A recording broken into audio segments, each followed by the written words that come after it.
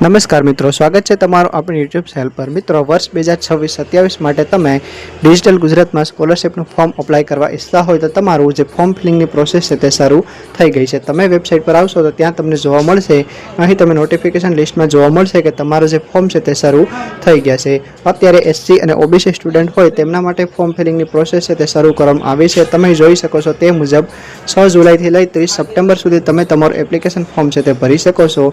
તો અત્યારે જે રિન્યુઅલ વિદ્યાર્થી હોય છે જેમને લાસ્ટ યર ફોર્મ ભર્યું હતું તે આસાનીથી લોગિન કરી અને ફોર્મ ભરી શકે છે, અને જે નવા વિદ્યાર્થી હોય છે તેમને રજીસ્ટ્રેશન કરવું પડશે। ત્યારબાદ તમે ફોર્મ ફિલિંગની પ્રોસેસ છે તે આગળ વધારી શકો છો। ન્યૂ રજીસ્ટ્રેશન માટે તમે અહીં ક્લિક છે તે કરી શકો છો।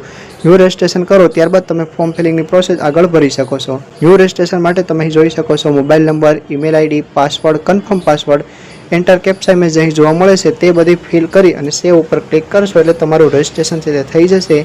ત્યારબાદ તમને યુઝર આઈડી અને પાસવર્ડ તમને ટેક્સ્ટ મેસેજમાં મળી જશે। ત્યાંથી છે પછી તમારે લોગિન કરવાનું રહેશે। તો તમે અહીં જોઈ શકો છો તે મુજબ લોગિનનું પેજ છે, એટલે કે અહીં સિલેક્ટનું ઓપ્શન છે, ત્યાં તમે મોબાઈલ નંબર સિલેક્ટ કરશો, ઈમેલ આઈડી સિલેક્ટ કરશો, તે મુજબ તમે છે તે સિલેક્ટ કરી શકો છો। યુઝર નેમ હોય છે તેમાં તમારે જે મોબાઈલ નંબર અથવા ઈમેલ છે તે આવશે। ત્યારબાદ તમે જે પાસવર્ડ રાખ્યો હોય તે અહીં લખવાનું છે, અને ત્યારબાદ કેપ્ચા ઇમેજ ફિલ કરશો એટલે તમે લોગિન કરી લેજો। ત્યારબાદ તમારે તમારી કેટેગરી મુજબ, જેમ કે ઓબીસી છે તો BC કે 81 તેવું ફોર્મ છે તે ભરવાનું હોય છે। એસટી સ્ટુડન્ટ હોય છે તો તેમને તે મુજબનું ફોર્મ છે તે ભરવાનું હોય છે। તેનો પણ હવે પછી હું તમારા માટે વિડીયો બનાવીશ, પરંતુ એક જાણકારી માટે વિડીયો છે કે તમારા ડિજિટલ ગુજરાતના સ્કોલરશિપના ફોર્મ શરૂ થઈ ગયા છે। 6 જુલાઈથી લઈ 30 સપ્ટેમ્બર સુધી તમે તમારું એપ્લિકેશન ફોર્મ છે તે ભરી શકો છો। તો મિત્રો, વહેલી તકે તમારું સ્કોલરશિપનું ફોર્મ તમે ભરી દેજો।